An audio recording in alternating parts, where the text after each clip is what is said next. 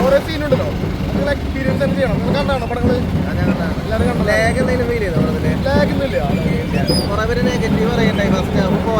അതിപ്പോ ഏത് പടം ഇറങ്ങിയാൽ നെഗറ്റീവ് പറയില്ല. അത് എക്സ്പീരിയൻസ് ചെയ്യാത്തവരാണ് നെഗറ്റീവ് പറയുന്നതാ.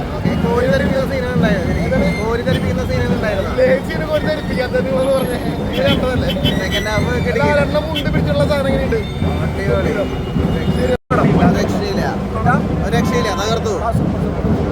ഈ പറഞ്ഞ പോലെ നമ്മളൊരു മലയാള സിനിമ കാണാണെന്ന് പോലും നമുക്കൊരു സംശയമുണ്ട്. കാരണം എന്താ വെച്ച് കഴിഞ്ഞാൽ അതിൻ്റെ സ്ക്രീൻ പ്രസൻറ്റ് അതുപോലെ കാസ്റ്റിങ് നമ്മൾ പ്രതീക്ഷയിലും കൂടുതൽ തന്നെയാണ് നമുക്ക് കാണാൻ പറ്റും. ലാലാട്ടമ്മേനായത് മാത്രമല്ല നിങ്ങളിപ്പോൾ കണ്ടാൽ തന്നെ അറിയാൻ പറ്റും. സാധാരണ ജനങ്ങളോട് കൂടി നിങ്ങൾ ചോദിച്ചാൽ അത് പറയാൻ പറ്റും.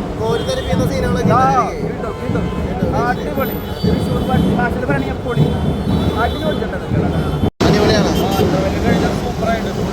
ഫാൻസിനൊക്കെ തകർക്കാനുള്ള ഫാൻസിനൊക്കെ തകർക്കാനുള്ള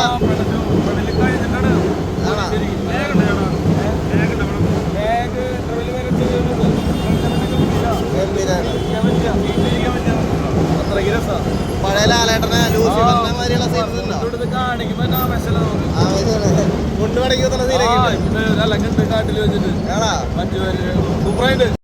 എങ്ങനെയുണ്ട് പടം മൊത്തത്തില്? ഗംഭീരപടം. വിഷ്വൽസ് എന്ന് പറയുമ്പോൾ ഓരോ സീൻ ബൈ സീൻ ഹോളിവുഡ് എഫക്റ്റാ. പിന്നെ ഫൈറ്റ് എടുത്തു പറയേണ്ട ഫൈറ്റ് ഗംഭീര ഫൈറ്റ്, രോമാഞ്ചം കൊള്ളിക്കുന്ന ഒരു ഫൈറ്റ്, ഒരു ഫോറസ്റ്റ് ഫൈറ്റ് ഒക്കെ ഉണ്ട്.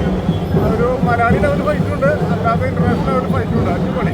ലാഗ് ഉണ്ടെന്ന് പറയുന്നുണ്ട് ചിലവര്. അത് കുറച്ച് എന്താ പറയാ, നോർത്ത് ഇന്ത്യൻ സീനുകൾ മുമ്പ് 2002 നടന്നിട്ടുള്ള കുറച്ച് ആക്രമണങ്ങൾ കലാപങ്ങൾ അതൊക്കെയാ എല്ലാവർക്കും. അതായത് അത് അതിൻ്റെതായ രീതിയിൽ എടുക്കണം, അത്രേ ഉള്ളൂ. നമ്മുടെ നാട്ടിലുള്ള സീനുകളാണ് കോരിത്തരിപ്പിച്ചത്. ശരിയാണോ? പുറമുള്ള സീനുകൾ നമ്മുടെ നാട്ടിൽ ഫോറസ്റ്റ് ഫൈറ്റ് ഉണ്ട്, അത് ഗംഭീരാണ്. ലാലേട്ടന്റെ ഫൈറ്റ് ഒക്കെ എങ്ങനെയുണ്ടായിരുന്നു? അടിപൊളി. ലാലേട്ടന്റെ ഫൈറ്റ്